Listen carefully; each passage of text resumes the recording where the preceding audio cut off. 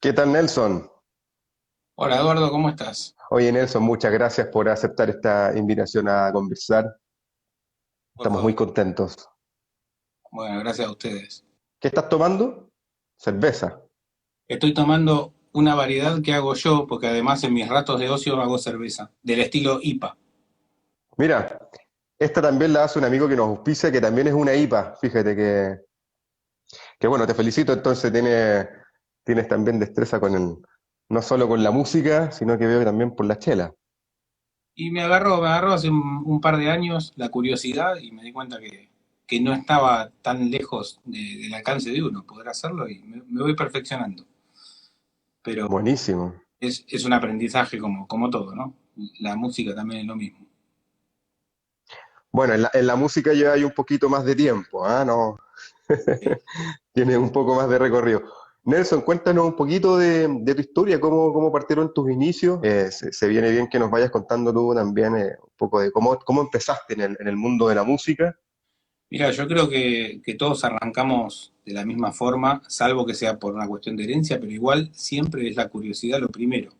La curiosidad de algo que la música nos pertenece desde chicos, ¿no? Vivimos escuchando música, pero después cuando uno quiere hacerla, es generalmente se da entre la infancia y la adolescencia. Entonces yo hace por lo menos 30 años estoy viviendo de la música y no recuerdo haber trabajado de otra cosa, salvo cuando fui empleado de comercio, que en realidad donde trabajaba en casas de música. O sea que siempre estuve relacionado con la parte de la música. Eh, y en la producción estoy hace 20 años, arranqué más o menos 99, 2000 y me puse en serio, porque siempre cuando uno hace música y compone, está produciendo su propio contenido, está haciendo su propia música, también la produce. Porque a veces queda un poco ambigua la definición de lo que es producir, ¿no? Es una mezcla de varias cosas. Yo creo particularmente que primero tenés que ser músico, o por lo menos tener la sensibilidad del músico, eh, y después verás con qué te encontrás con el correr del tiempo, con qué te podés encontrar como para perfeccionarte más o menos en otras áreas. Una de ellas es la ingeniería de grabación. Y bueno, y en 20 años calculo que hice ya más de 100 discos de participación muy activa y algún que otro de participación menor, ponele otro centenar. Mira, y de tu formación como músico, ¿cómo lograste, o me imagino que hay una sensibilidad mayor a la hora de trabajar en grabando, produciendo discos? eh, ¿Eso influye de manera positiva? ¿Te hace una persona mucho más sensible a la hora de grabar? ¿Empatizas mucho más rápido con los músicos? Y totalmente, mira, vos imaginate que lo que decía antes, cuando uno arranca con la música, se aferra a algún instrumento. Yo empecé con la guitarra, otros pueden ser pianistas y cualquier otra cosa. Pero después se me despertó la curiosidad de cómo manejar los otros instrumentos, los que uno no sabe tocar. Ahí es donde uno entra en la cuestión de producción. Para mi caso particular, cuando uno está grabando, apretando récord, literalmente, yo ya sé qué acorde está sonando, qué notas son, que se me haría muy difícil si de golpe estoy grabando y sé qué instrumento es todo, pero que no entiendo la armonía. Es como también no entender la letra. Yo creo que hay que estar atento a todo. No necesariamente tenés que ser, esto lo hablé con colegas muchas veces, no necesariamente tenés que ser un experto en todo, porque justamente necesitas muchísimos años como para tener bien controlado, pero sí tenés que tener una base muy importante de cada cosa, de cada uno de los aspectos que hacen a la producción, y quizás te destaquen más en unos que en otros, pero es la mejor manera de tener una idea completa de lo que estás produciendo. Incluso las letras también, todo. O sea, hacia dónde apuntan. eh, bueno, según el trabajo hay un montón de idas y vueltas de preguntas con los artistas sobre qué es lo que ellos quieren expresar, de dónde vienen, qué influencias tienen, y de ahí vas formando más o menos una idea de la producción a tomar.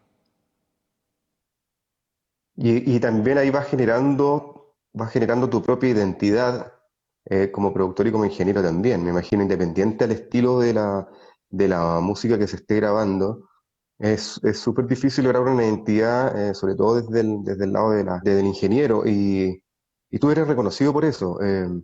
¿Eso se te dio solo o fuiste siguiendo algún patrón de algo? No, lo vas aprendiendo en realidad. Uno cuando, así como cuando uno toca un instrumento tiene un estilo, tampoco se nutre solamente de una sola cosa, ¿no? Entonces va formando tu estilo. Con el tema de la producción, es muy buena pregunta, porque también influyen para mí otras circunstancias que son completamente ajenas a la música, incluso tiene que ver más con la industria. ¿Qué quiero decir con esto? Yo me tuve que adaptar a, a tener un estilo versátil según el artista que estoy grabando. Mi idea no es agarrar y que las cosas suenen a Nelson, sino que según el artista suene a lo mejor de ese artista o a lo que quiera dar, porque obviamente trabajamos con artistas independientes y que son emergentes, que todavía no formaron el estilo.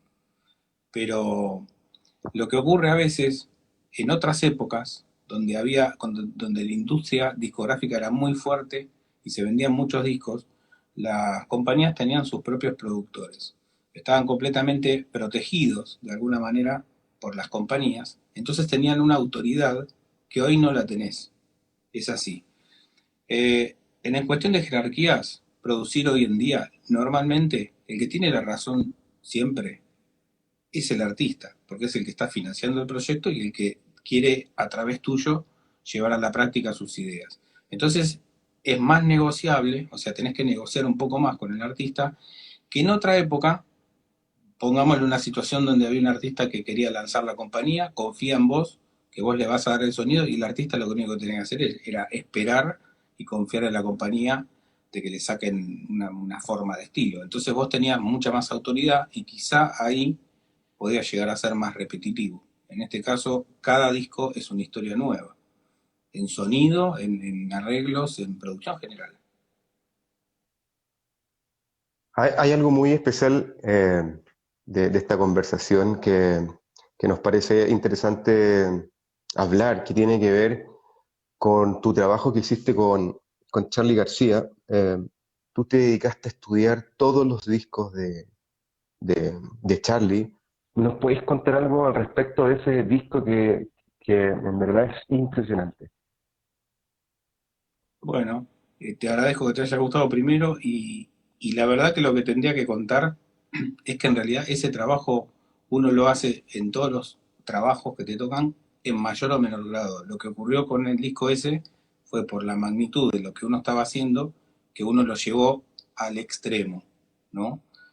Charlie es una persona que a mí su música me acompañó desde siempre, o sea, yo tengo recuerdos de tener 8 9 años y ya sonar su música, que era la época por ahí de Cerú, después uno escuchaba Sweet, aunque ya estaban separados, después su carrera solista. Entonces, algunos aspectos de él ya los tenía como, uno lo tiene tatuado ya, ese tipo de artista, durante los años. Pero cuando se trata de un trabajo de investigación más técnico, tenés que volver a escuchar lo que por ahí escuchaste durante años, pero desde otra perspectiva, ¿se entiende? Entonces lo que hice, en realidad te cuento esta parte, pero hay todo un origen de por qué llegué a esta parte, ¿no? No sé si querés que arranque desde atrás o te cuento directamente el trabajo que hice. Lo O que tú sea, quieras contarnos. Dale. mira, lo que pasó con Charlie, yo lo conocí cuando estaba internado en la quinta de Luján, la que pertenece a Palito Ortega. Ahí lo conocí en persona y, y estuvimos compartiendo un par de tardes, no muchas. Yo trabajo con Palito hace cerca de 15 años, entonces yo tenía cierta confianza con él y podía ingresar al lugar. Y digamos, lo que estaba haciendo Charlie era más recreativo, pero nos permitió conocernos y que yo pueda llegar a conocerlo un poco más como persona y charlar algo mucho más afín, hablar de los Beatles, hablar de John Lennon, hablar de todas las influencias de él y conocerlo desde otra forma de ser, ¿no? Mirando un reportaje. La cuestión es que él hizo unas grabaciones ahí que me parece que nunca se dieron a conocer, o por ahí están piratas por algún lado. Ya hacía un par de años que había hecho el último disco, Kill Hill. Como atravesó todos esos momentos muy difíciles, Él me acuerdo que en un momento había dicho que no quería grabar más un disco y largó un simple, por ejemplo, que se llamaba Debería saber por qué, y después empezó a dedicarse más al vivo y a hacer envasados de vivo muy buenos, como fue 60x60, El Colón y un montón de cosas. Pero la idea de hacer un disco estaba muy lejana en él. Entonces pasaron los años y hubo una reunión fallida, esto no lo conté nunca, pero una reunión fallida en 2014, principio de 2014, donde me llama mi amigo Fernando Zamalea y me dice, mira, Charlie tiene ganas de grabar algo. Y le hablé de vos y me dijo como que me conocía y que sí, vamos. Y la reunión que se iba a armar era en la quinta de Luján. Charlie ya no estaba ahí, por supuesto. Pero bueno, Palito se enteró, hizo de anfitrión, hizo un asado, todo. Bueno, no sé qué problema tuvo último momento, que no fue. La cuestión es que se frustró esa reunión, nos quedamos nosotros, charlamos por teléfono, pero tipo muy express, tipo un saludo. Bueno, ya se va a volver a dar. Ese se va, ese se va a volver a dar, fueron 2 años y medio después. Nosotros estábamos pensando como, eso fue un domingo y dijimos, bueno, el martes nos juntamos, qué sé yo, el martes, miércoles, como 2 años y medio. Ahí fue donde Charlie empezó a tener problemas con la cadera y empezó a tener un sinfín de problemas personales, físicos, ¿no? Con el tema ese. Entonces, claro, ya no se pudo concentrar en esto. Entonces pasaron un montón de tiempo y no había pero ni la más mínima idea. Yo hasta él llegó a preguntar por ahí, le llegó a preguntar a Fernando cuando me contaba, ayer estuve en lo de Charlie, y está grabando algo. Me dice, no, no, está con el tema en la cadera, está recuperándose. Entonces se fue postergando tanto que yo sinceramente me olvidé. Dije, bueno, ya está, fue una oportunidad, se perdió. Qué lástima por él, porque qué bueno que sería quedarme algo. Bueno, cuando uno menos lo imaginaba, suena el teléfono un día cualquiera, y me dice, Fernando creo que fue, me dijo, escúchame, estoy acá al lado de Charlie, ahora sí tenemos que aprovechar, me lo pasa directamente. Y me cuenta por teléfono cuál es la idea que tenía. Entonces directamente para que no vuelva a ocurrir, dije, nada de asado, nada de qué sé yo, y le dije, ¿el miércoles podés? Sí, más vale, me dijo. Bueno, el miércoles vamos a juntarnos en tal lugar. Y ahí hablé con el asistente, que era el que lo estaba ayudando, que es Tato, y organizaron todo. Entonces, el miércoles finalmente ocurrió, nos juntamos en Luján, Palito nos cedió el estudio, este, fui ahí, me empecé a armar todo como para tener la unidad de grabación, y finalmente a la noche llegó Charlie, y empezamos a hacer unas primeras grabaciones. Lo que sí tengo que decir como observación es que Charlie ya había arrancado a grabar bastante tiempo antes, ponele un año y medio antes, ya estaba haciendo grabaciones en una sala de unos amigos que son músicos de la banda Turf, que son el Tano Caloya y Ríspico, baterista y tecladista de Turf, respectivamente, que lo recibían muy cada tanto, les avisaban y Charlie iba. La verdad que era más recreativo que otra cosa, pero en el medio de esa cosa recreativa, él hizo unos registros muy interesantes, ya sea vocales o de instrumentos, sobre ideas que tenía de canciones, ¿no? Entonces, cuando llegó a Luján el primer día que empezó a grabar conmigo, ese material estaba en parte en lo que trajo él. Entonces yo ahí empecé a empaparme un poco con el material que tenía y empezó a grabar de la misma forma que grababa en ese estudio. Divirtiéndose, dame una acústica, dame un teclado, enchufa esto, a ver, probemos esto, el otro, pero sin ningún fin. Él estaba grabando por diversión y no había un fin de que había que terminar una canción. Hubo una segunda sesión en el mismo lugar, donde yo ya estaba un poco más empapado de todo, y lo que ocurrió fue que cuando empecé a ver que había más canciones, y Charlie vino, grabó, ya había más confianza, estábamos todos más distendidos, se fue y le digo a Fernando si esto era todo el material. Me dice, no, no, hay bastantes más cosas, pero tendría que pasar a buscarlas a los estudios donde grabó. Entonces yo ahí le dije a Fernando, mira, si el material es lo que vos me decís, yo creo que la cosa da para algo más que el EP que estaban buscando, porque en ese momento era como que capaz que a fin de año sacaba dos, tres canciones, que se estaba poniendo de moda esto de grabar poco material. Y yo recordaba cuando él dijo que no quería grabar más un disco. Entonces yo le dije a Fernando, ¿sabes qué? Yo creo que le puedo hacer un disco entero, si está el material. ¿Por qué no vamos por eso? Y bueno, vamos a proponérselo. Y resulta que en algún momento nos reunimos en su departamento famoso ahí en Barrio Norte y le dijimos, mirá, hay material como para agarrar y pensar en un disco. Y él agarró, nos miró, lo pensó, dijo, bueno, juntémonos después, hasta que un día, pasaron un par de días y no me acuerdo si se comunicó conmigo o con Fernando y dijo, tengo la lista de canciones, dijo. Y eran 10 canciones.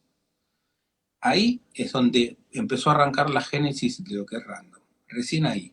De ahí para atrás eran grabaciones sueltas, maquetas, recreativo, no se le daba mucha importancia por ahí a la prolijidad, era grabar capas, bueno, como él suele grabar, pero con iPads, o sea, informalmente. A partir de ahí, yo le hice la pregunta básica que no sabía qué respuesta me iba a dar, pero me la tenía que jugar, que esa es una de las tareas de un productor que no se enseña en ningún lado. Te encontrás con circunstancias difíciles de manejar y eso no lo aprendes en ningún lado. Y dije, yo tengo que llevarme las cosas a mi casa de alguna manera, porque él, como no era muy frecuente las visitas que podía tener con él, si yo tenía que hacer todas las cosas delante de él, porque él quería supervisar, esto iba a llevar, y no sé, 15 años el disco. Porque son así las cosas. La cuestión es que le digo, Charlie, me gustaría llevarme un par de temas a mi casa, trabajártelos, limpiártelos y te los traigo. ¿Qué te parece la idea? Me miró, me dijo, buenísimo, dale, trabajalos y después vemos. Bueno, ahí ya me sentí liberado. Ahí sentí como que yo lo podía hacer. Por una cuestión de tiempo. Me traje material a mi casa. Yo tengo un home studio que de donde te estoy hablando, pero bien puesto, analógico, con todo el material que tiene un estudio grande, pero en versión más chica.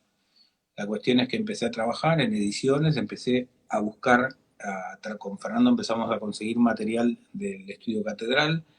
También había grabado una sesión un día en el estudio del Abasto de Álvaro Villagra.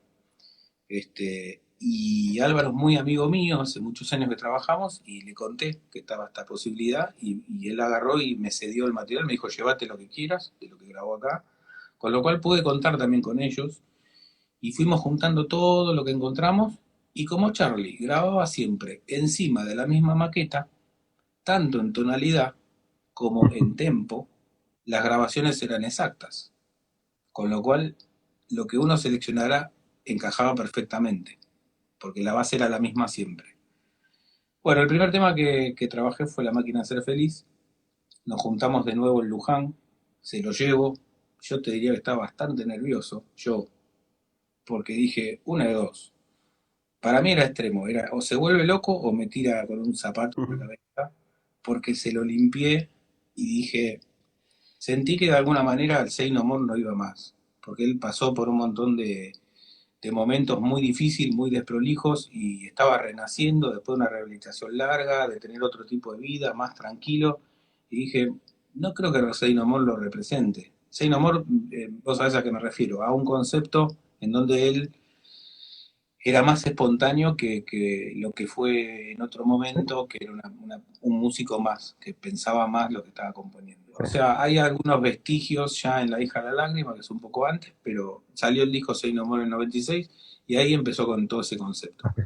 Y la cuestión es que lo que hice fue limpiar bien las sesiones, dejar lo que yo consideraba que era lo más destacable, trabajar un poco sus voces, los coros, abrir los paneos, ¿viste? Como una especie de mezcla de referencia, hasta ahora. Entonces agarré, se lo llevé, le conté y le dije, mira, te traje La máquina de ser feliz. Me dijo, uy, buenísimo. Bueno, déjame sentar. Se sentó él ahí en el estudio de Luján con los parlantes, que no te puedo contar el volumen que tenía al recontramango. Ya de entrada, cuando arrancó la intro de Chopin y estaba todo como sincronizadito, cerró los ojos, empezó a levantar las manos como hace él, a dirigir, viste, una cosa así. Yo estaba atrás, por la duda me alejé, digo, a ver si me vuela alguna piña. Y no, el tipo empezó como que estaba en trance, ¿no? Y le estaba gustando mucho, hacía como que dirigía. La cuestión es que escuchó toda la canción, ahí me fui acercando un poco más, y antes de que yo le diga algo se dio vuelta, me dio la mano, me dijo, muy bueno maestro, ya está. Excelente. Dije, este es el camino. Entonces, lo que hice básicamente fue ahí, recién ahí, cuando te estoy contando, empecé a hacer toda la investigación de la pregunta que me hiciste hace unos minutos. Empecé a, entre escuchar todo el material que ya había juntado todo el material que había, generar, ver cómo generar material nuevo para terminar las canciones, y ahí es donde empecé a escuchar toda la discografía, sobre todo la del solista, no sé, un disco por semana o un disco por día, y agarraba un anotador y empezaba a escuchar comportamientos, giros melódicos, cosas que él solía abusar, cosas que él, donde él no iba nunca, etcétera. Y entonces, a medida que las ibas descubriendo, en las grabaciones que él hacía, lo que hacía era destacar esas cosas que más se escuchaban en el estilo clásico, digamos. Yo, la verdad que me basé mucho en, desde Clicks hasta filosofía. Quería agarrar esa época yo, que para mí es la más rica en su producción. No escuché prácticamente cosas de los 90, algo sí, por supuesto, pero me concentré sobre todo en la última trilogía, parte de la religión, cómo conseguir chicas y filosofía. En esa trilogía que había hecho ahí, me concentré en eso, porque como él está usando mucho el iPad, también hay otra historia que destacar, ¿no? Hacía un par de años había fallecido el negro García López y él estaba muy mal y no quería otro guitarrista, salvo Kyuge, que tocó en un par de canciones, pero por el tema de la distancia tampoco podíamos contar mucho con Kyuge, porque estaba obviamente en Santiago. La cuestión es que él llenaba mucho de teclados. Tocó algunas guitarras, pero estaba todo lleno de teclados. Por eso tampoco me sonaba a que tenía que sonar Say No More, porque faltaba guitarras para eso, faltaba más rock y tenía muchos teclados, muchos teclados. Entonces ahí empecé a hacer el trabajo de limpieza, destacando lo mejor de lo que sonaba, que podían ser desde acordes. Bueno, ahí está el trabajo que te digo, de que hay que ser músico y hay que saber de los acordes, hay que entender las progresiones, hacia dónde quiere ir, porque él te puede hacer una toma y en una toma te hace un acorde, pero en la segunda toma te hace otro acorde. Ese es Charlie. Y le sale bien los dos. Pero imagínate que por ahí un artista común agarra hace el mismo acorde, porque tiene que ir. No, él lo cambia, ¿viste? Entonces, a veces hay poliacordes, hay un acorde encima del otro, que generan como una especie de acorde más complejo. Bueno, la cuestión es que el resultado de todo ese trabajo de investigación empezó a salir a flote de a poquito, de a una canción, después una segunda, todo, y él se fue metiendo muy de lleno, y cuando se fue metiendo muy de lleno, se hizo un trabajo durante un par de meses de ida y vuelta, de reuniones y de instrucciones. Él ya me decía, esta voz abrila acá, y como que él también estaba empezando a ver todo más claro, y ya sabía bien dónde quería acomodar las cosas. Y bueno, con el correr de los meses, se transformó en lo que conocen como Random. Un muy buen disco. Tremendo, qué buena historia tiene el disco, se pasó.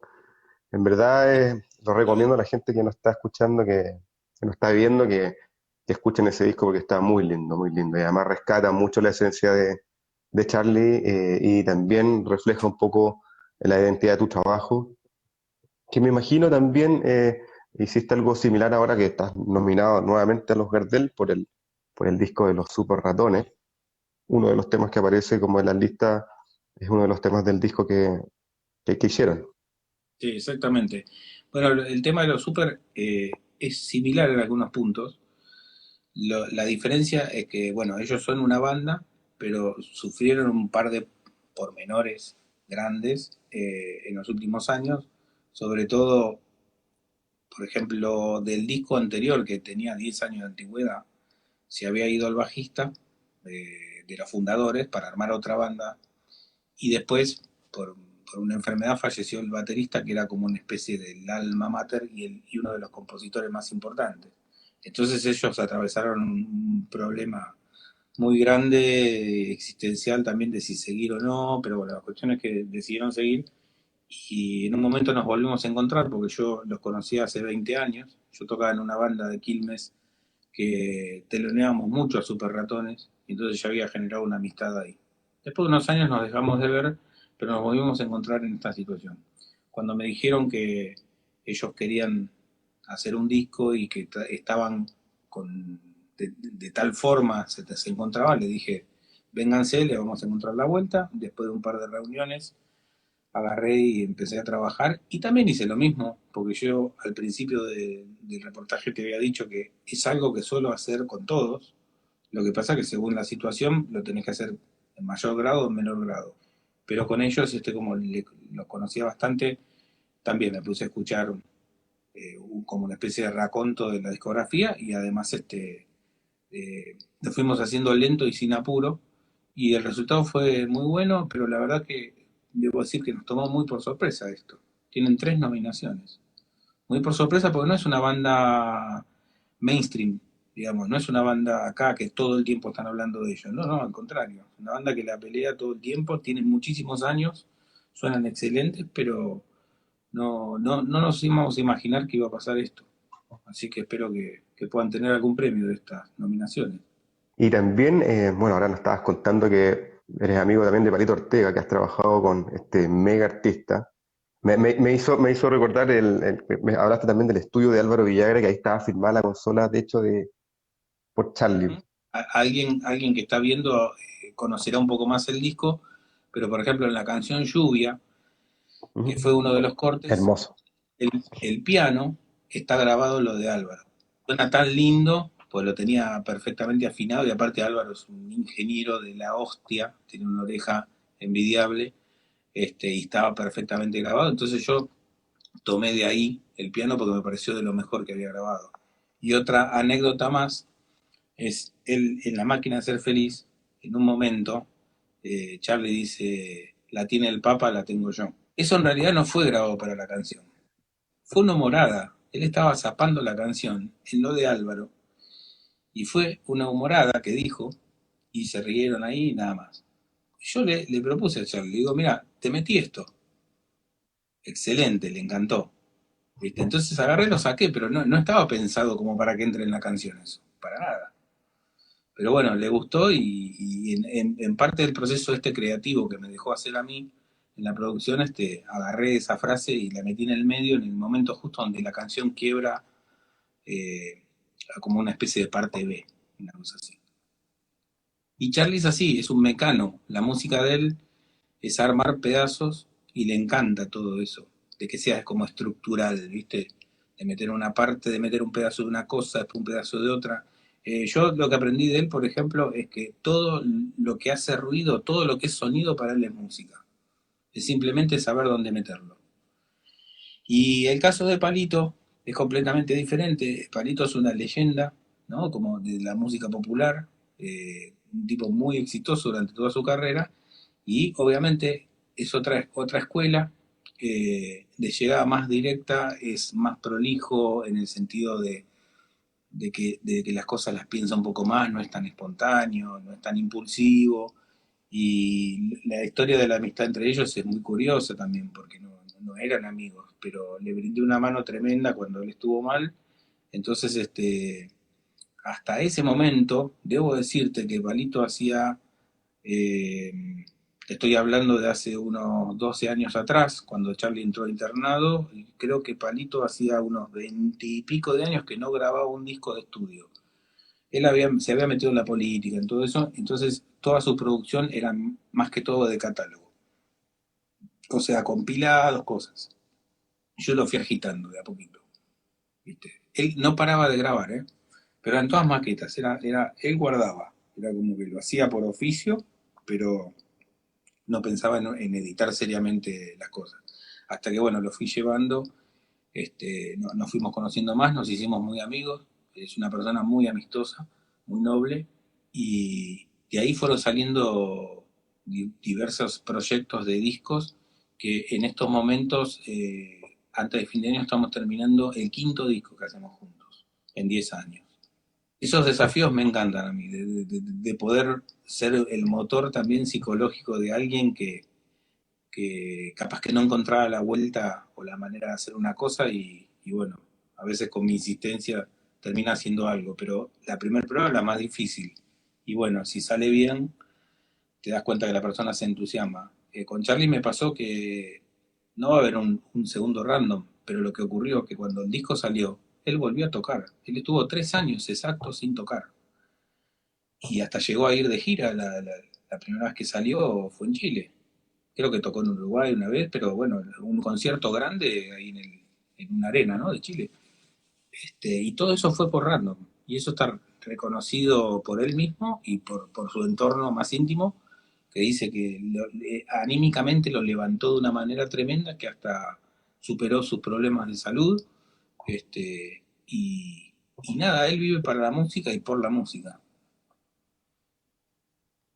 Qué bien, y da también la sensación de que en tu carrera como productor e ingeniero va cada vez más creciendo, es una bola de nieve también haciendo producciones muy buenas.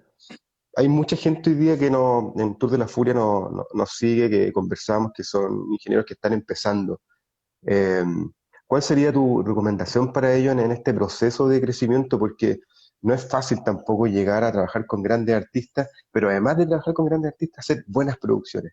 ¿Qué consejos tú les podrías dar en este Y desarrollo y crecimiento? mirá, es bastante abarcativo lo que me preguntás, pero una cosa que te voy a decir que engloba todo lo que puedo decir después en detalle es arriesguense siempre. Y esto me lo dijo Charlie a mí una vez en una anécdota que si querés más adelante te la cuento. Hay que arriesgarse todo el tiempo. No hay que estar atado a nada en el sentido de que si te dijeron que voy a algo concreto, si te dicen que un micrófono se pone así para grabar tal cosa, ponelo así, a ver qué pasa. Porque si no te volvés tan formal, tan estructurado, tan mecanizado todo, que el producto final va a ser lo mismo, va a ser el resultado de tu actitud frente a un trabajo, ya sea una canción o un álbum completo. Para mí, uno tiene que pensar que la música grabada tiene, no mucho, tiene 80, 90 años como mucho, las primeras grabaciones. Todo eso se va acumulando en el tiempo y forma parte de la cultura mundial. No es que porque hoy se usa una manera de grabar, las grabaciones anteriores a ese sonido nuevo no existen más. Al contrario, se va acumulando. Entonces cuando vos tenés que encarar un trabajo, no tenés que solamente obedecer a las técnicas modernas. Tenés que ver qué es lo que a vos te hizo sentir de chico o que te encantaba, o ya sea moderno o que tenga 50 años, y experimentar, o sea, y probar un montón de cosas. No todo está en las escuelas o en esos cursos que te enseñan de producción. Yo a veces digo una broma, no me van a querer lo de las escuelas de producción, pero digo que para hacer algo exitoso hay que aprender todo lo que te enseñan en las escuelas de sonido y hacer todo lo contrario. Así de simple. Pero no es tan así, obviamente, porque puedes hacer un desastre. Pero lo que quiero decir es que no tenés que estar solamente sujeto a lo que te enseñan. Vos también tenés que descubrir un montón de cosas. Eso es el ABC de lo que es la producción e incluso la ingeniería. Y por supuesto, darte cuenta y poner tu propio límite cuando ves que una cosa que estás experimentando no está dando resultado. Bueno, anda al ortodoxo de última. Eso como para arrancar. Recuerdo conversaciones que tuvimos con Álvaro en un live y nos contaba que sus primeros discos para él son horribles, que no les gusta. Y eso también habla un poco de querer siempre uno ir perfeccionándose. Quizás uno nunca termina de aprender. Hoy día tú estás, me imagino, bueno, haciendo un montón de cosas. ¿Tienes algunos proyectos que estés desarrollando hoy en día? ¿Tienes algo en concreto? ¿Estás trabajando, por ejemplo, con bandas emergentes? Bueno, ahora te voy a ese punto, pero te cierro un poco lo anterior. Bueno, Álvaro tiene toda la razón del mundo para variar. Y lo que dice él de los discos me pasó a mí también, de sus primeros discos. Obviamente, a nadie le gusta la primera producción porque uno va aprendiendo sobre la marcha. Pero al principio, uno cree que grabar es simplemente saber algunas técnicas y apretar rec y agarrar y grabar y obedecer. Y a veces te encontrás con situaciones que no están en ningún manual, en ningún manual. Nosotros, bueno, con Álvaro hemos tenido situaciones muy desopilantes con bandas y de estar hasta las 5 de la mañana y que ocurran un montón de cosas que son completamente ajenas a la música y que de ese día tiene que salir la música grabada. Y por ahí tenés que levantar del piso a un músico para que eso también es parte de la producción. Es la otra parte, el lado B. Con un disco de Palito, que él empezó a invitar a... Él se hizo amigo de muchos rockeros argentinos, sobre todo, algunos ya los conocía, pero sobre todo cuando lo estaban visitando a Charlie en la Internación. Entonces un día me dijo, mira, vamos a grabar una canción en vivo en la sala y van a venir un par de muchachos. Me dijo con una sonrisa cómplice. De golpe yo me presenté a tal hora, porque me dijo venite a tal hora, y cuando llegué no había nadie. En 15 minutos, yo te digo quién cayó. En menos de 15 minutos, primero cae David Lebón, después cae Fernando Zamalea, después cae Celeste Carballo, después cayó Juanse, cayó Nito Mestre y cayó Tweety González. Upa. Y armaron una canción en el momento. Hay fotos, están sentados, uno escribiendo la letra, yo, no sé, ordenando la batería, tirando cables con un amigo técnico de ahí, que es Leo García, el otro probando unas cosas en el piano, un quilombo se armó. Bueno, grabaron la canción, se fueron, no sé, en una hora y media, este, y yo me tuve que quedar toda la noche porque al otro día había que presentarla en Sony. Entonces, ya con la cabeza prendida a fuego, teníamos que agarrar y con el material que había, terminar de editar y armar bien la canción y presentarla mezclada, menos masterizada, pero mezclada para que Sony lo lleve a masterizar porque era la que faltaba en el disco. Y lo tuvimos que hacer. Si vos eso lo querés organizar, no ocurre nunca. Entonces, a veces hay situaciones que te pasan por arriba y la única opción que tenés es salir adelante.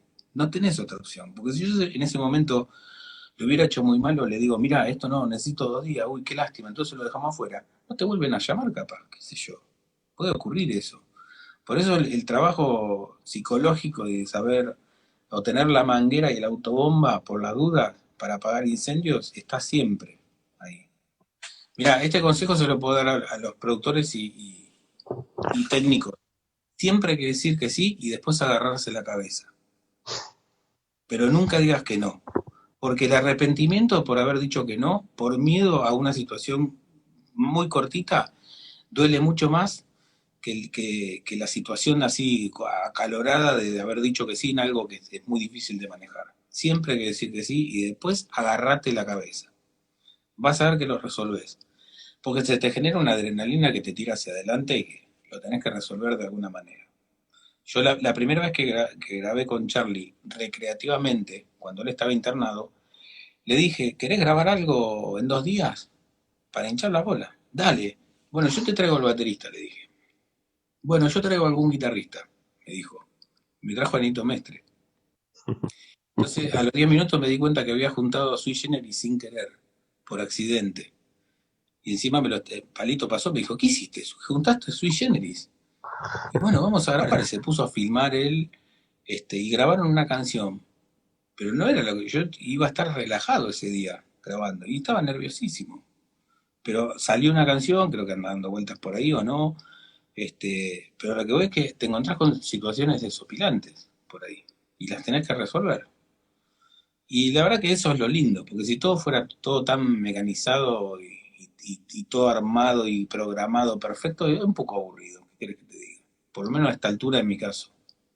Estoy terminando el último disco de Palito, que es otra aventura, otro desafío, porque se está cantando canciones de Big Band, de las que hacía Sinatra. No sé si sabes, pero él como empresario lo trajo a Frank Sinatra, a principios de los 80, no la pasó bien económicamente, se fundió, bueno, toda una historia. Entonces ahora es como que quiso cerrarlo como broche, una saga de discos temáticos. Él hizo un disco de rock and roll hace 3 años, después hizo otro de baladas o de temas estilo Del Shannon o Polanca, y este que cierra la saga de esa trilogía es disco de Big Band, lo cual es ambicioso. Tuve que armar una Big Band real, tuve que contratar un arreglador porque ya a mí la cabeza para hacer los arreglos no me daba. Y nada, es un desafío alucinante. Se cortó por la cuarentena, pero ahora sale un single a mitad de agosto y antes de fin de año está el disco. que también se fabrica en vinilo. El trabajo se está terminando muy bien, estamos todos muy satisfechos. Eso por un lado. Después estoy haciendo unos trabajos con, sí, con bandas emergentes, locales, algunas, otras más de Buenos Aires. Yo, para que te hagas una idea, estoy a 15 kilómetros más o menos de Buenos Aires, en la ciudad, lo que sería el partido de Quilmes. Pero bueno, me manejo mucho eh, yendo a Capital, pero bueno, ahora estoy a distancia con esto. Oye, ¿y nos puedes contar alguna anécdota de las tantas que debes tener, me imagino? Nos pasó con Álvaro que nos contó la mitad de la...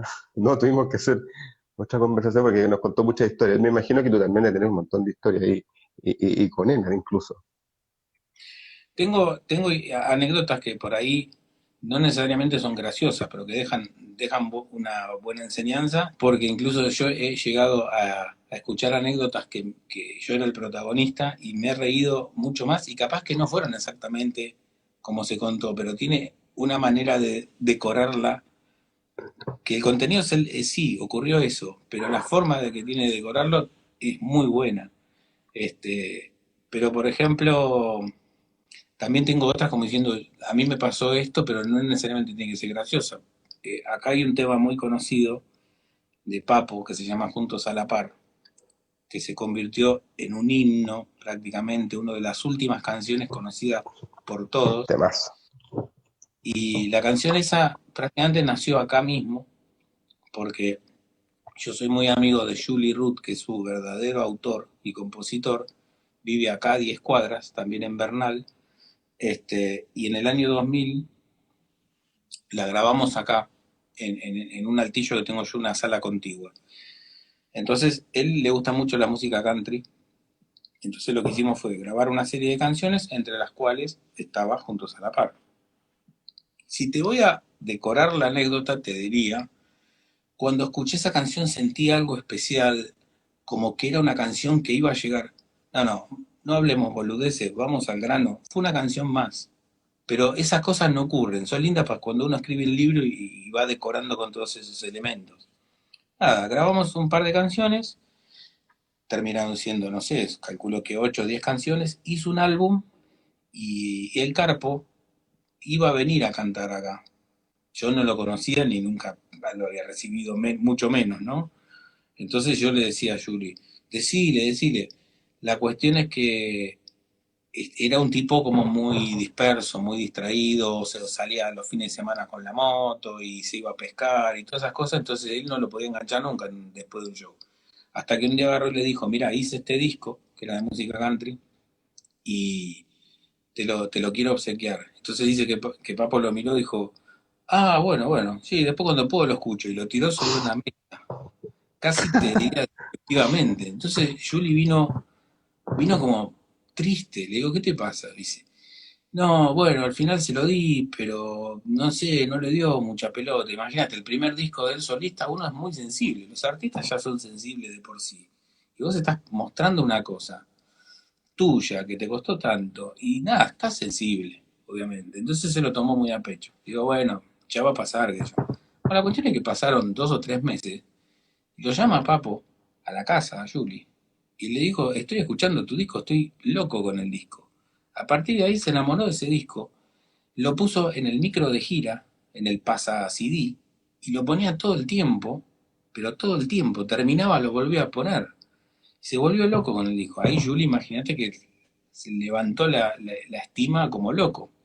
Entonces ahí es donde se presenta la posibilidad de que él haga un disco nuevo, porque se acercó un productor ejecutivo muy conocido y le hizo la propuesta. Y ahí es donde Papo le dijo, de las canciones que escuché tuyas, me gusta mucho esta canción y me gustaría hacer una versión. Entonces agarró y le dijo, tráete al de la guitarrita hawaiana, que era un pedal steel que habíamos grabado, y a tu productor que tocó la guitarra. Entonces nos fuimos para la sala y ahí lo conocí a Papo en el ensayo de él, de esa canción.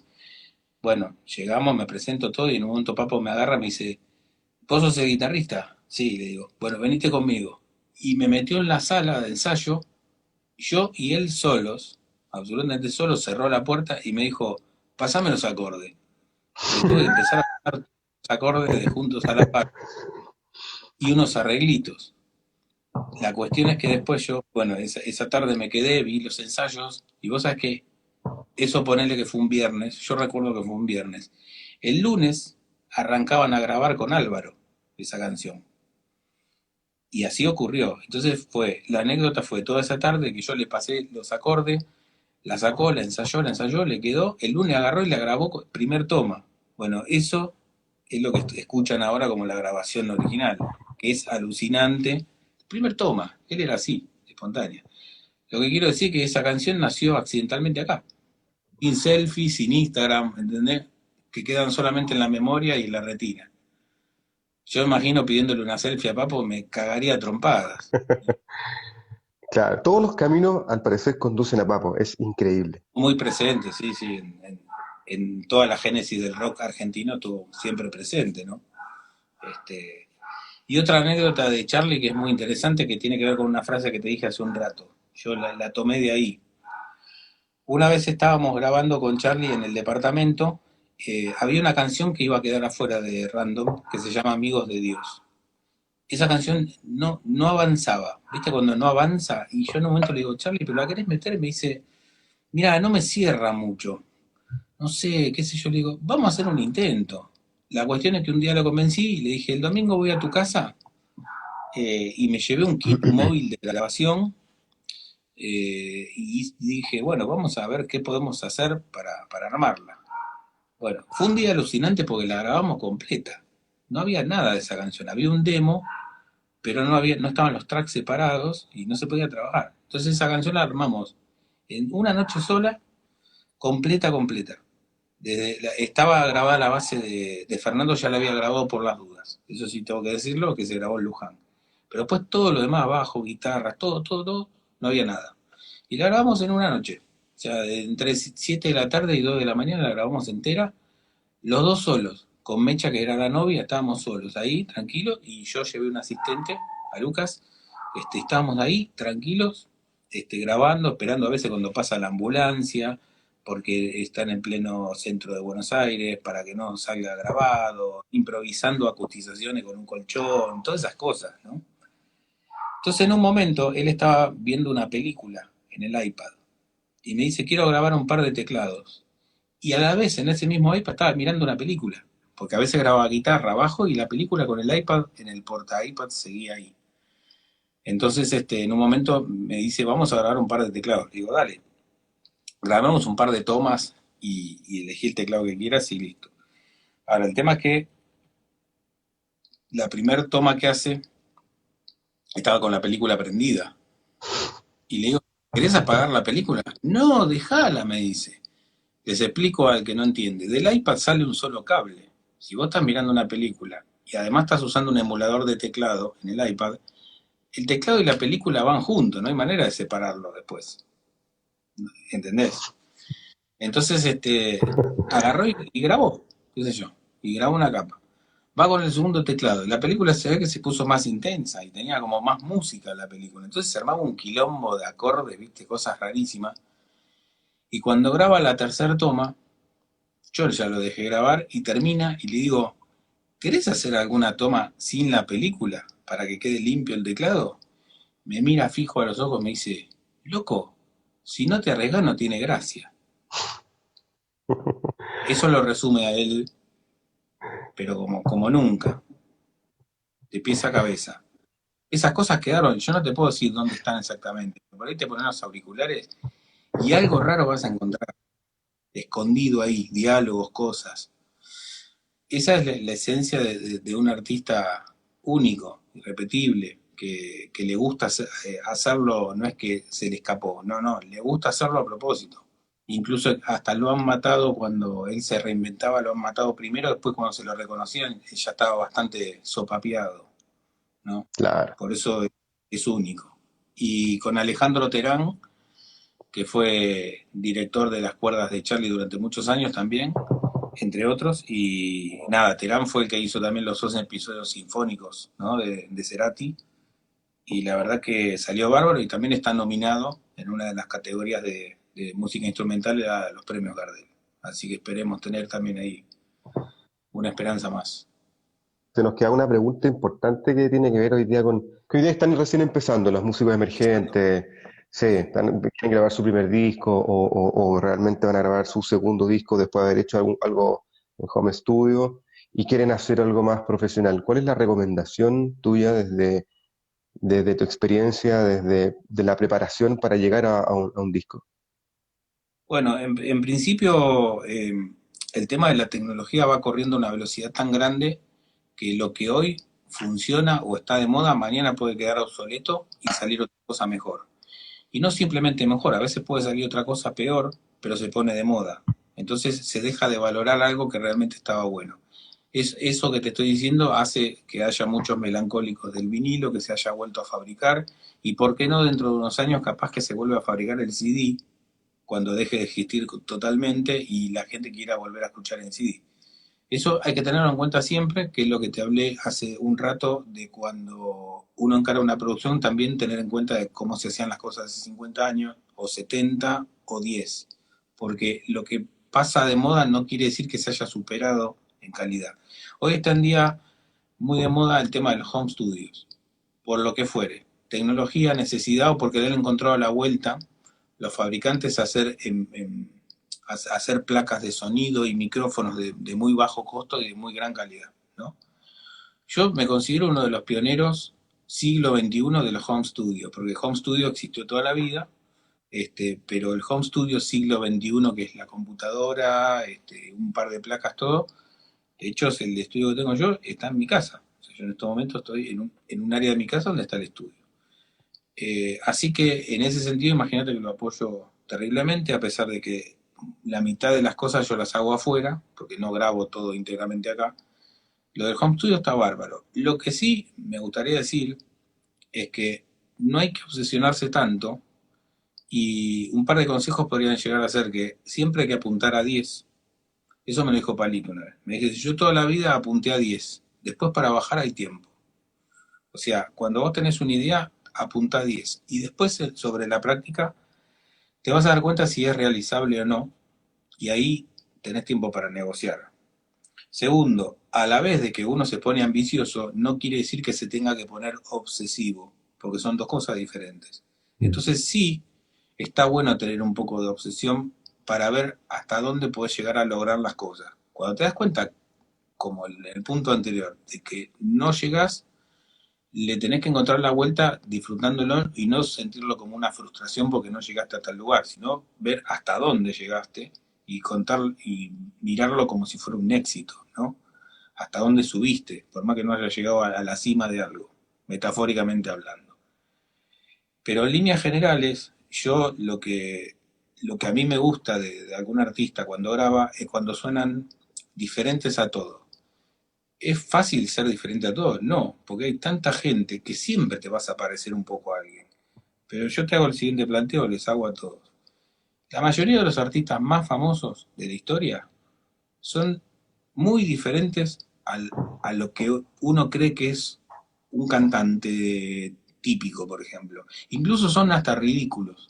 No lo digo despectivamente, no sé si me entendés. Mm. Vos, por ejemplo, le escuchás cantar a Shakira. ¿Y cuántas veces se la ha tomado en joda? Por ejemplo, o se la ha imitado, porque tiene una forma de cantar hasta payasesca, dicen. Bueno, decime si tuvo éxito o no, ¿se entiende?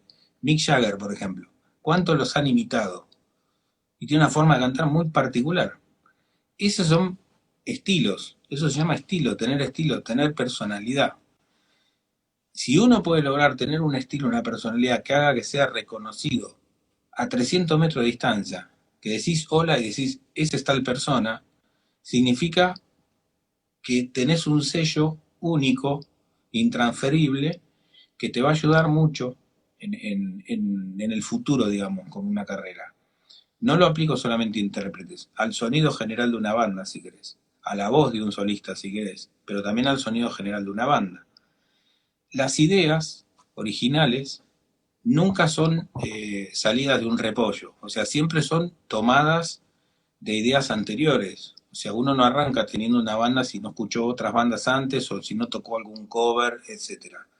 Lo que tenés que hacer vos, y tienen que hacer todos, es trabajar para que las ideas lleguen a un lugar donde sea original, donde vos tengas un estilo. Y eso muchas veces es lo más difícil. A veces se va dando, más lento, más rápido, pero eso es lo más difícil.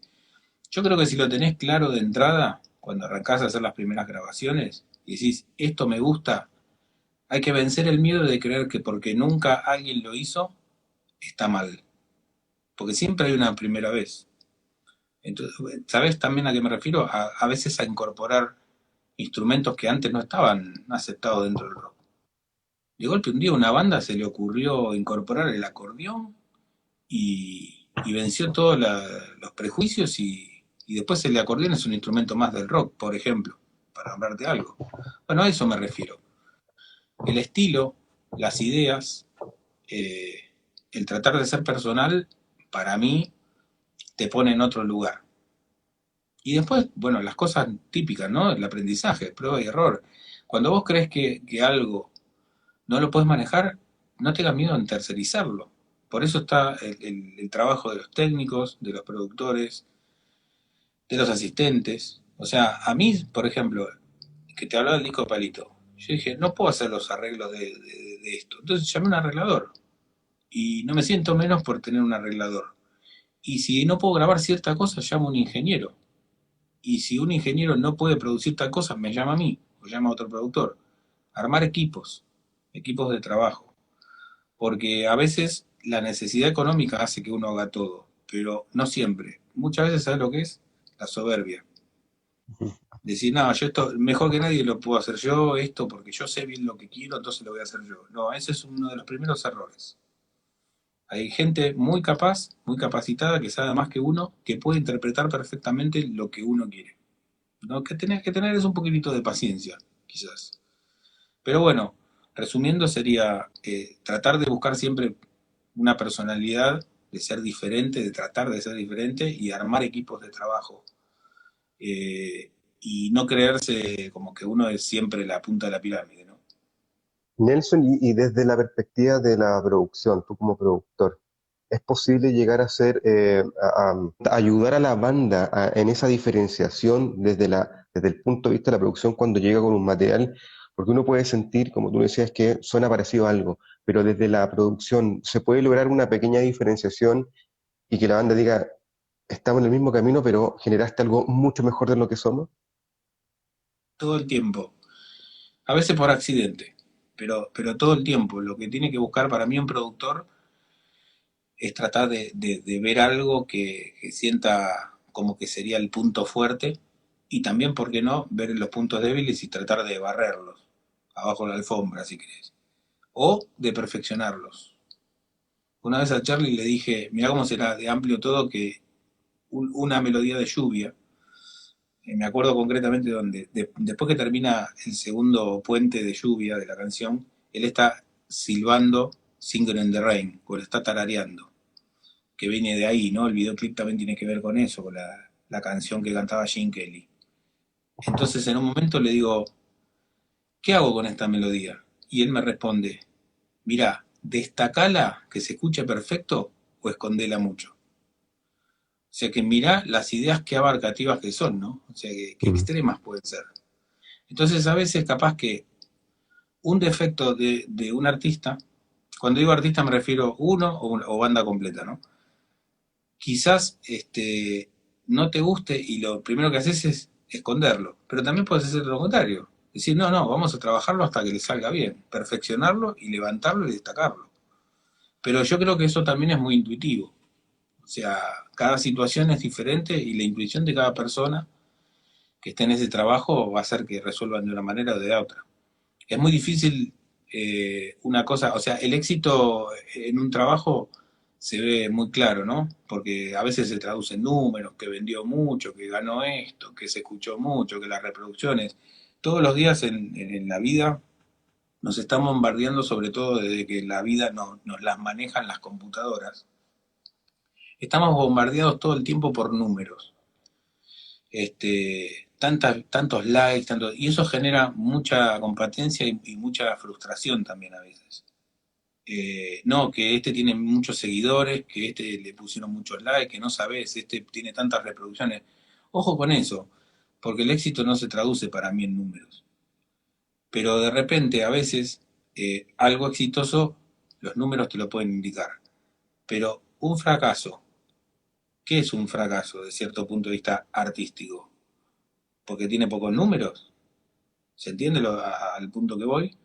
No, el éxito para mí, ¿sabes lo que es? Haber logrado lo que vos te propusiste. Es decir, yo me propuse llegar hasta acá y lo logré. Eso es un éxito. Y el fracaso se puede leer de varias maneras, pero no tiene que traducirse en cuestiones de mercado. El mercado es una cosa aparte. Para mí son varias etapas cuando haces un trabajo. Entonces llegás a un punto en el cual es exitoso. Pero después, a partir de ahí, si interviene el mercado porque lo tiene que difundir y vender, es otro proceso. No tiene nada que ver con el disco. Si vos hiciste un disco fantástico y 100 personas te dicen que es el mejor disco que escucharon en los últimos 5 años, no necesito 100.000 personas diciendo que es un disquito y supuestamente vendí más, ¿no? Por eso que eso tiene que ver mucho con cada persona, pero vuelvo a insistir, como los artistas son muy sensibles, a veces cuando alguien viene a grabar un trabajo, se depositan demasiadas ilusiones, esperanzas, expectativas, emociones, y hay que saberlos trabajar eso psicológicamente porque no es un trabajo normal en ese aspecto. No es pasar por un kiosco y decir, dame un atado Malboro, toma tanto, gracias. No, es todo atravesar muchos momentos con alguien, y no solo con los artistas emergentes, con los artistas que también están, eh, tienen por ahí miedo a que, como ya están instalados en cierto nivel, de que si un disco está mal pueden llegar a caer un poco, bueno, todas esas cosas. Pero básicamente el concepto de éxito y fracaso tendría que cada uno elaborarlo en forma personal, pero entender de que no van de acuerdo a las matemáticas, que nos quieren llevar a eso, nos quieren llevar a que todo pasa por los números. No, no es así. Genial, te pasaste, Nelson. Qué buenos consejos nos diste. La verdad que Gracias. ayudan harto, nos aterriza también en la realidad que hoy día estamos, sobre todo en la competitividad que es muy fuerte en todo sentido, por lo mismo que dices tú en el tema de Es las tremendo. redes. Y eso también genera mayor probabilidad de frustración. Entonces, eso te hace también un proceso más difícil, sobre todo en las carreras, como dices tú, la carrera del músico, que es una persona también de hoy día, la gente que está empezando no tiene muchos recursos. Y como dices tú, ponen todas sus lucas en poder hacer un disco y esperan lo mejor de eso y en verdad ponen toda su emoción, toda su pasión y a veces esperan, a veces el mundo es un poco ingrato con respecto a eso. Y qué bueno escuchar de tu parte decir de que al final uno tiene que poner sus propias metas y ver si ese objetivo y ese éxito lo logra de acuerdo a lo que se propuso. Totalmente. O sea, la popularidad no tiene que ver con la calidad y con el prestigio, lo cual no significa que lo que sea popular sea malo, por supuesto. O sea, se dan todas las combinaciones posibles, pero básicamente no hay que dejarse llevar por el... Ni creerse exitoso, ni tampoco sentir que uno es un fracaso constante en el proceso de lo que es una carrera. Hay que saber esperar, tener paciencia y siempre ir para adelante. Y producir, producir y producir todo el tiempo, porque de la cantidad también sale la calidad. No existe una persona que haga 500 canciones y las 500 sean horribles. O sea, cuando vos producís mucho, vas aprendiendo un montón y vas perfeccionando. Entonces, a los artistas que les gusta grabar, si no tienen quizá todavía los medios como para hacerlo de primer nivel, que hagan muchas maquetas, que de la cantidad va a salir una calidad y después se hace una selección y ahí lo pueden llevar a otro nivel, el material que quieren conocer, ¿no? Que quieren dar a conocer. Genial. Y me imagino que también podemos ya decir a la gente que nos puede contactar si quiere trabajar contigo, que también trabaja con bandas emergentes, por eso también lo pregunto y queda registrado acá en este live, de que es muy accesible trabajar contigo también. Por supuesto que sí. Yo cuando me tocó lo de Random ya tenía como 70 y pico discos hechos. Y 17 años trabajando en discos. Yo trabajo más con el under que con lo que sería el mainstream, si querés llamarlo de alguna manera. Y dentro del mainstream, fíjate vos, que trabajo con artistas muchas veces que son muy combatidos. No sé si se entiende. O sea, de los artistas que te nombré, no toda la gente los quiere, musicalmente hablando. Y a mí me gusta ese desafío de ponerlos en un lugar como para que realmente lo terminen reconociendo. Como diciendo, pará, las cosas las está haciendo bien. Bueno, eso generalmente pasa con todos, pero la realidad es que yo todos los días estoy trabajando, ahora bueno, con la cuarentena estoy trabajando mucho a distancia, pero lo que más me gusta hacer en este preciso momento es mezclar. Entonces me mandan muchas mezclas, las recibo acá, las mezclo en mi estudio y acá tengo el equipamiento que no sé si se va a ver bien, Se ve pero perfecto, sí, se ve bien. tengo la consola con la que mezclo los discos, todo el equipamiento. Y lo hago así, a distancia, y después, bueno, se va haciendo las correcciones que hagan falta, pero es lo que más hago. Y después producción también se puede hacer a distancia, pero bueno, creemos que esto va a pasar rápido, ya viene para largo, y que nos vamos a acomodar en la normalidad, entonces vamos a poder hacer el trabajo que corresponda, pero yo estoy abierto a cualquier tipo de artista que quiera trabajar conmigo, por supuesto. Y estas cosas que yo te digo, de tomarse a veces desafíos personales y de a veces priorizar, todos me lo dicen y los que trabajan conmigo lo saben, de que yo priorizo eh, la obsesión por terminarlo de la mejor manera a cuestiones que tengan que ver por ahí con especulaciones del tipo económicas o lo que fuere. Yo soy un tipo súper sencillo, no hice plata para nada y no soy un tipo justamente de número, no es que tengo 5 millones de seguidores. No, no, a mí me gusta trabajar. El que quiera trabajar conmigo siempre va a ser bien recibido, si está a mi alcance, lo que andan buscando. Y a mí lo que me gusta es tomarme como un desafío personal, o sea, me gusta ser como un integrante más de la banda cuando llega el momento de trabajar. Y, y el objetivo es siempre terminar el trabajo. Conmigo lo terminan, siempre digo, bromeando, pero de verdad. Conmigo lo terminan. He terminado cosas imposibles y las cosas más posibles, me imagino que son más fáciles siempre. También me imagino que te pueden enviar demos de repente de cosas que se quieren producir, que todavía son ideas. Eso también hoy día hay más tiempo, tenemos un tiempo hoy día con el tema del COVID de ir revisando lo que tú decías, de repente tengo 15 canciones y tengo ganas de hacer un EP, quiero elegir cuatro, necesito a alguien que me ayude con esta preproducción de elegir y después de ir trabajándolo, eso también lo hace, ¿no? Lo que más hago por ahí, lo que hice durante tantos años, de lo que más hice.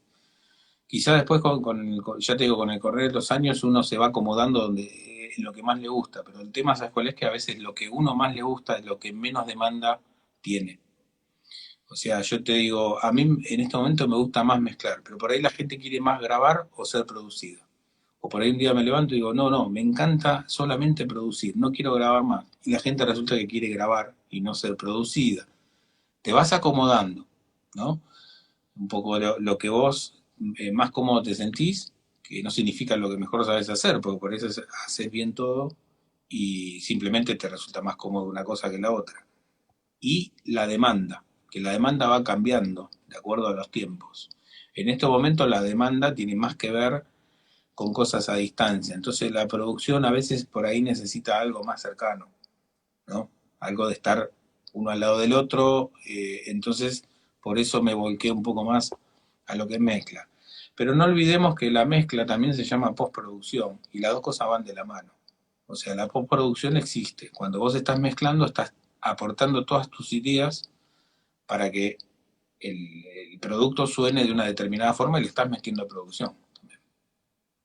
Es, Caferec también estaba preguntando, disculpa Nelson, ¿qué otro tema habías grabado con Charlie? Y le cuento a Caferec que es el disco completo. el 100% de los tracks no los grabé de todas las canciones, sí de algunas, por ejemplo, lo conté de Amigos de Dios, grabé el 100% de los tracks, de otras entre el 70 y la mitad, o un poco menos, y mezclé todo el disco, pero a último momento, como Charlie quería que trabaje Joe Blaney, y yo también, porque un año antes de todo esto estuve en Nueva York trabajando con él y mezclando, perdón, un trabajo de palito con los amigos rockeros, que se llama Cantando con Amigos, y tuve la posibilidad de conocerlo y trabajar juntos una semana codo a codo. Entonces me pareció un tipo fantástico, una leyenda también, todo lo que aprendí, las cosas que me contaba. Entonces yo después a último momento le hice el contacto a Charlie, que hacía mucho que no lo veía, y empecé a hablar con Joe para ver si iba a mezclar una canción. Finalmente se decidió hacer La Máquina de Ser Feliz, que ya estaba mezclada por mí, la mezcla la debo tener en algún lado, pero bueno, se la dimos porque empezamos a creer en las cuestiones místicas y tenía que estar. A mí me encanta eso, cuando se está haciendo algo que también te remonta a un pasado donde había cierta gente, bueno, volver a convocarla. Entonces simbólicamente él mezcló esa canción a distancia, y fue casualmente la primera que lanzaron. Pero el resto lo hice tuyo. Bueno, Nelson, la verdad que ha sido muy grato y sobre todo saber cosas en profundidad de lo que se hicieron, realmente que a veces uno de repente saca conclusiones, pero contado desde la historia de primera persona es mucho más exquisito y te agradecemos también esa buena onda por querer contar esta historia, así que y saber también más de ti y que la gente también se pueda contactar contigo y pueda hacer cosas y me imagino que hoy día ya se siente un poco más cercano para poder preguntarte ya directamente, querer grabar algo, producir algo. Bueno, perfecto. Yo les agradezco a ustedes que me hayan dado esta oportunidad a través de Hernán, que le mandamos un saludo. La verdad que sí, se pasó rápido y pueden contar conmigo para cualquier otra cosa. Y la gente que se quiera contactar conmigo, en principio lo puede hacer en un privado del Instagram. Que me tenga un poquitito de paciencia porque no soy un tipo increíble, pero por ahí uno maneja máquinas con miles de perillas, pero que la cuestión, digamos, moderna del Instagram, de estar todo el tiempo con el teléfono, yo la trato de hacer, pero no siempre me sale bien. Pero en principio puede escribirme ahí para si tiene alguna propuesta, después iremos para algún otro canal. Perfecto, bueno, y cualquier cosa también, si no, nos gestionan a través de nosotros o de Hernán también, que siempre está ahí. Bueno, te mando un abrazo grande, Nelson, muchísimas gracias. Bueno, gracias a ustedes, gracias Eduardo, y espero verte pronto. Estamos en contacto y bueno, espero que la gente que se prendió, que justamente como tiene la libertad de engancharse y desengancharse, significa que si se quedó enganchada es que porque la pasó bien. Muchas gracias, abrazo grande, cuídate Gracias a mucho. ustedes.